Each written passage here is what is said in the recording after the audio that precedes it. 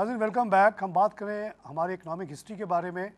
हम ये जानने की कोशिश कर रहे हैं कि जैसा डॉक्टर महर साहब ने बताया और शौकत साहब ने बताया कि इंडिया पाकिस्तान बिगेस्ट इकॉनमी दुनिया का था और पूरी दुनिया के लोग यहाँ जॉब करने के लिए आते थे और सबसे प्राइम वेल प्लेस थी।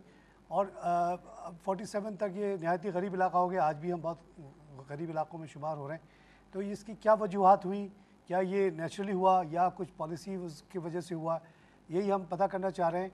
और अब तक जो हमें बताया गया है, एक्सपर्ट्स ने बताया कि ये जो ब्रिटिश का टैक्स कलेक्शन का सिस्टम था वो इतना इफ़िशेंट था, इतना रिजिड था कि जिसकी वजह से उनकी टैक्स कलेक्शन इतनी बढ़ी जिसमें से वो आधे जो है ना रकम आराम से इंग्लैंड भेज दिया करते थे, आधे से मुल्क चलता था।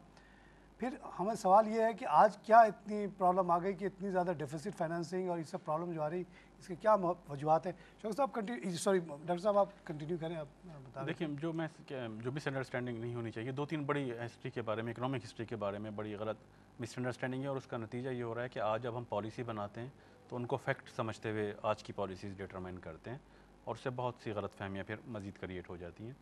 पहली बात ये कि जो उस वक्त मुग़ल एम्पायर में या उससे पहले सलातीन दिल्ली में या बगदाद की जो सल्तनत थी उसमें जो टैक्स कलेक्शन का सिस्टम था उसमें कलेक्शन का क्राइटेरिया, इम्प्लीमेंटेशन और पॉलिसी अलग अलग चीज़ें नहीं थी। अच्छा, वो एक ही चीज़ होती थी और क्राइटेरिया ये था कि उन्होंने जो लोकल कलेक्टर्स या उस ज़माने में गवर्नर्स जो होते थे उनकी रिस्पॉन्सिबिलिटी होती थी कि वो खुद कलेक्ट करेंगे, क्या रेट रखेंगे, किस तरह कलेक्ट करेंगे। अच्छा, वो उस पर उनको मतलब उनको फेडरल जो मतलब एक सेंट्रल फिक्स्ड गवर्नमेंट अमाउंट उनको चाहिए, पंजाब से इतना चाहिए, सिंध से इतना चाहिए। ब्रिटिश एम्पायर में पॉलिसी को अलग किया गया अच्छा, कि रेट्स क्या होंगे वो फिजिकल पॉलिसी में तय होंगे, इम्प्लीमेंटेशन करने वाले कलेक्टर्स होंगे वो दूसरे लोग होंगे। ये एक बड़ा चेंज था, पॉलिसी चेंज था। और दूसरा इसमें यह था कि उस वक्त जो अचानक कहीं से कलेक्शन हो रही है, बंगाल से कलेक्शन हो रही है एकदम कम हो गई, पंजाब से कलेक्शन हो रही है एकदम कम हो गई, तो हम डायरेक्टली ये एज्यूम नहीं कर सकते कि करप्शन शुरू हो गई होगी। ये नहीं था मसला। मसला ये होता था कि वो पूरा दौर जो था सलातीन दिल्ली का या मुग़ल एम्पायर का, उसमें जिसको बगावत कह लें या किसी दूसरे से साजबाज कह लें, वो इलाका जहाँ एक गवर्नर दिल्ली से अपॉइंट होके गया है, वो आज पंजाब का जो लाहौर की जो सल्तनत होती थी वो दिल्ली के साथ होती थी, फिर वो काबुल के साथ मिल गई, तो उसने अपने रेवेन्यूज़ काबुल को देने शुरू कर दिए। अच्छा, तो वो एकदम डिक्लाइन नज़र आएगा। यही बंगाल में होता था। तो वो एक जो होता था कि ये किसका पार्ट है, कब किसका पार्ट हो जाए, पार्ट जब वो उसका नहीं रहता था तो कलेक्शन भी उसके पास नहीं आती थी। और इसी दौरान जो एक हम बात करते हैं कि ब्रिटिश एम्पायर ने इकनॉमी को ख़राब कर दिया, देखें उसके क्या कॉस्ट थे, क्या इतने कमज़ोर थे मुग़ल इतने कमज़ोर कभी भी हिस्ट्री में नहीं रहे। हम इस चीज़ को इग्नोर नहीं कर सकते कि जो बहुत बड़ा एक एलिमेंट था, अगर इकनॉमिक हिस्ट्री को हम जहन में रखते हुए चलें, तो उस वक्त जो नादिर शाह का जो हमला था दिल्ली पे, उसमें नादिर शाह ने, देखें इससे पहले सल्तनतें चेंज होती रही हैं दिल्ली में, हुकूमतें चेंज होती रही हैं, मुख्तलिफ ख़ानदान आके हुकूमत करते रहे। नादिर शाह ने कोई हुकूमत कायम नहीं की, लूट के चला गया। उसने इकॉनमी को ख़त्म कर दिया। Economy, Mughal economy, central economy totally collapse हो गई और उसके पास अपने फ़ौजियों को देने के लिए जब पैसे ही नहीं रहे तो गवर्नमेंट इतनी कमज़ोर हो गई कि वो कहीं अमन व अमान भी कायम नहीं कर सकती थी, उसके पास फ़ौजी भी नहीं रहे।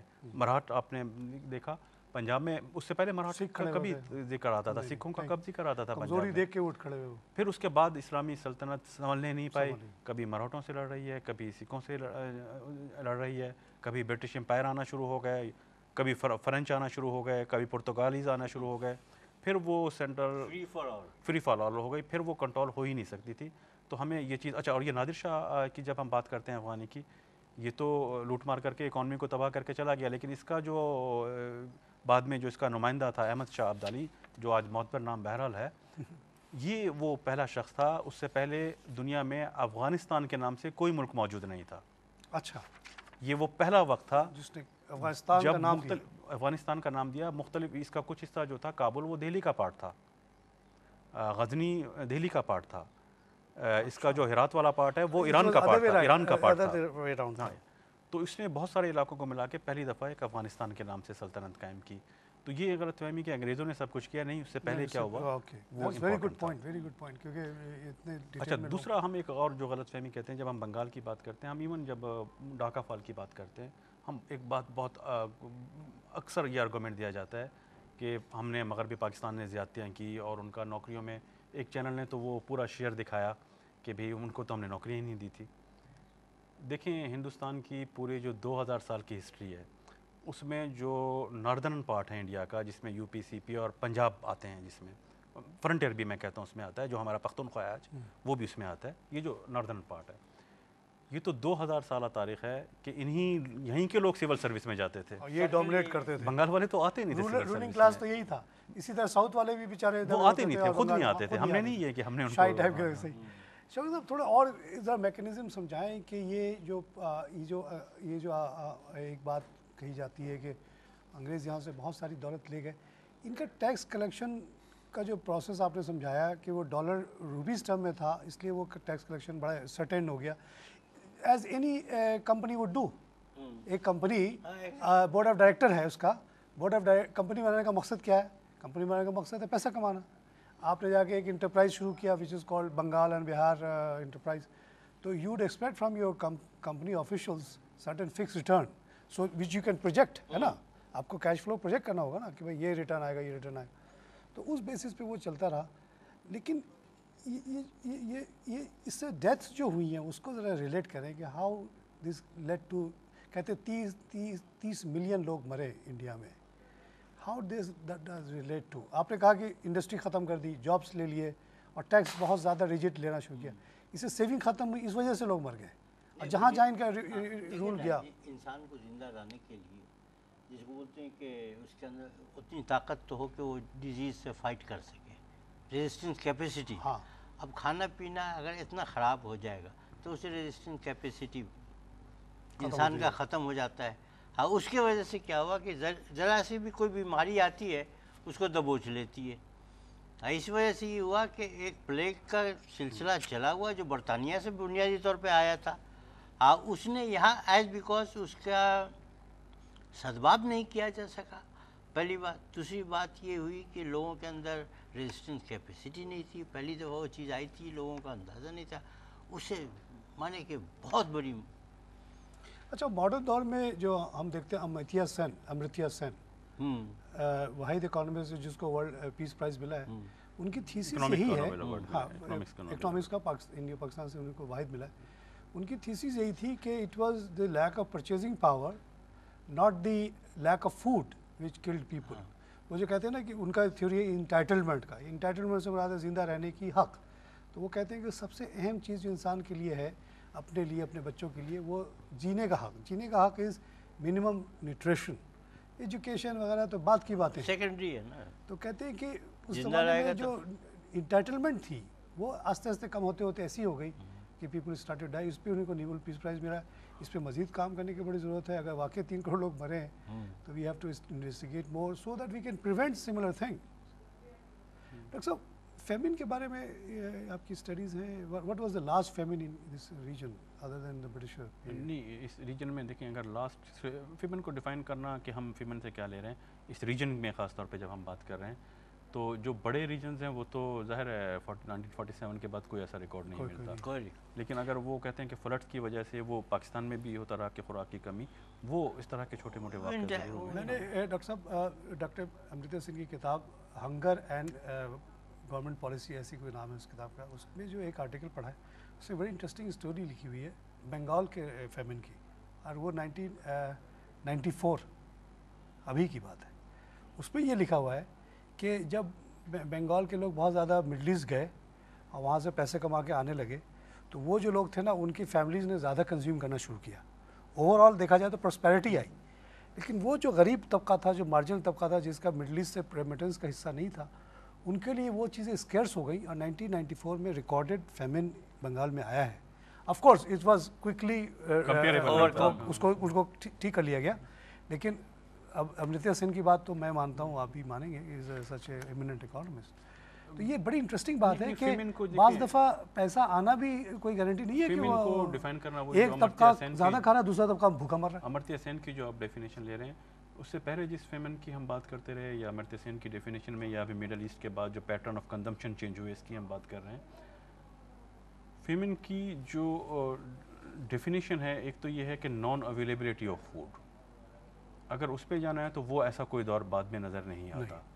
लेकिन non affordability of food which is different thing, उसके सिम्टम्स बहरहाल मौजूद हैं। सिंध में आप देखें बलुचिस्तान में Non-affordability 5 है। करोड़ तो वैसी भूखे मर रहे हैं, और शौकत साहब आप उस दिन कह रहे थे कि 4 करोड़ बाकी हैं जो किसी तरह जिंदा है, किसी जगह यानी 17 में से 9 करोड़ तो बड़े तकलीफ में जिंदा है। भाई देखें और ना, कौन सा आदमी किस दिन उस पोजीशन पे आ जाएगा कि वो भूख की वजह से, जैसे शौकत साहब ने बताया, अभी मैं एक जगह कोस्टल एरिया होके आया हूँ, उस इलाके में जैसे ही मैं दाखिल हुआ तो मुझे लगा कि मैं किसी और ही दुनिया में आ गया हूँ, क्योंकि हर आदमी के गाल चिपके हुए थे, सूखे सूखे लोग, ये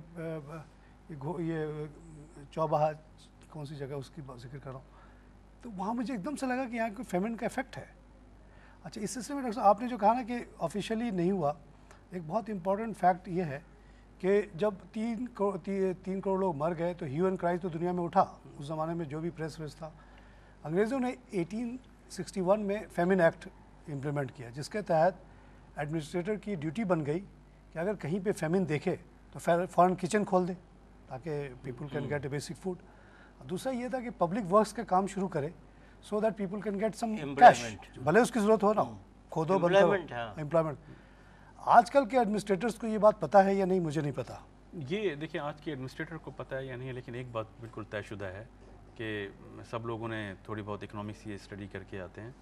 जो किन्जियन इकोनॉमिक्स का कंसेप्ट है कि आपको एम्प्लॉयमेंट की गवर्नमेंट को ज़रूरत है या नहीं, लेकिन एम्प्लॉयमेंट क्रिएट करे वो रिसेशन के पीरियड में, वो बेसिकली यही थ्योरी है कि जब लोग ये सूरत हाल हो जाए, इकोनॉमी इस तरह हो जाए, तो गवर्नमेंट के पास लोगों की, हम अक्सर कहते हैं जी सरप्लस एम्प्लॉयमेंट है, नॉनसेंस बिल्कुल आर्गूमेंट है। सरप्लस एम्प्लॉयमेंट का क्या मतलब, एम्प्लॉयमेंट को बाज़ दफ़ा क्रिएट करना पड़ता है जब इकॉनमी को इम्बैलेंस करने के लिए, इक्विलिब्रियम में रखने के लिए, और वो उस वक्त भी बहुत आज पॉलिसी थी, ये पॉलिसी आज भी होती है, इसको इम्प्लीमेंट करने की आज मैं समझता हूँ ज़्यादा शिद्दत से ज़रूरत है।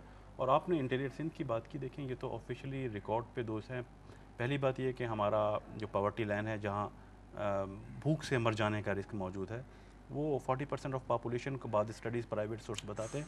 गवर्नमेंट का अपना 28% है, लेकिन प्राइवेट सेक्टर्स में 40% तक बताया गया है। और ये एक बहरहाल तकलीफ दे अमर है कि नस्ल इंसानी के मुतालिक कहा जाता है कि जिन तरीक़ों से इंसान को मौत आती है, उसमें सबसे ज़्यादा तकलीफ दे तरीका वो होता है जब वो भूख से मरता है। टाइम ख़त्म हो गया, बहुत शुक्रिया, बहुत अच्छा कंट्रीब्यूशन। नाज़रीन, आवर इकनॉमिक हिस्ट्री पे हमारी ये डिस्कशन सुनी, हमने ये बताया कि सोर्सेज बड़े लिमिटेड हैं, लेकिन डॉक्टर साहब ने कहा कि नहीं, कम से कम इंडिया के बारे में तो हैं काफ़ी इन्फॉर्मेशन। इससे एक बात इस्टेब्लिश होती है कि India was one of the biggest economies of the world, और जो भी प्रोसेसेस हुए, कुछ तो जो यहाँ से कहते हैं कि अंग्रेज़ 8,000 बिलियन कमा के ले गए, क्योंकि हर साल उनके पास एक सरप्लस बजट होता था। वो अगर 61 बिलियन पाउंड जमा करते थे तो उसमें से 31 मिलियन जो है इंग्लैंड आराम से शिफ्ट हो जाता था, होम चार्जेस के नाम से और जो रेमिटेंस के नाम से। इस तरह से वो कहते हैं कि बड़ी रकम यहाँ से ट्रांसफ़र हुई, उसकी वजह से गुर्बत आई, और बहुत सारे जो चेंजेस आई हैं इकॉनमी में। अब जो है ना, नॉलेज बेस्ड इकॉनमी बढ़ गई, इससे भी हमारा शेयर कम हुआ, लेकिन 30 से 3% का डिक्लाइन बहुत ह्यूज था। और उसका एक सबसे सिंपल वजह तो यही समझ में आती है कि यहाँ से बहुत बड़ी रकम गई है, और इस प्रोसेस में जो कहते हैं कि 3 करोड़ लोग भूख से मर गए, ये एक बड़े हिस्ट्री का सबसे मेरे ख्याल में अलमनाक पार्ट है। किसी वॉर में इतने लोग नहीं मरे हैं। और डॉक्टर साहब ने जैसा आखिर में कहा कि सबसे अलमनाक और सबसे ख़राब मौत जो हो सकती है, वो मौत इसी की हो सकती है।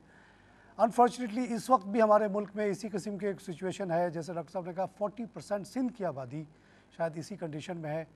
हम याद दिलाना चाहते हैं इस प्रोग्राम के ज़रिए अपने तमाम एडमिनिस्ट्रेटर्स को कि under the act of 1861 famine act, they are responsible to feed the people in their area by opening kitchens and provide jobs, whether उसकी ज़रूरत हो ना हो, पब्लिक वर्क्स क्रिएट करके उन लोगों को इमीडिएट रिलीफ दें ताकि लोग भूख से ना मर जाएं। इंसान से बढ़ के दुनिया में क्या चीज़ हो सकती है, और अगर इस आज़ाद मुल्क में लोग मरते हैं तो ये अनएक्सेप्टेबल है। इसी के साथ आज का प्रोग्राम ख़त्म करता हूँ। खुदा हाफिज़।